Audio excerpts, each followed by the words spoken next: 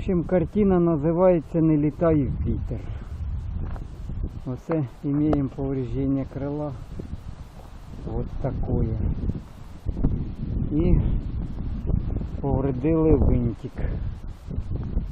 Рубали кущі, одним словом. А так самоліт ісправний.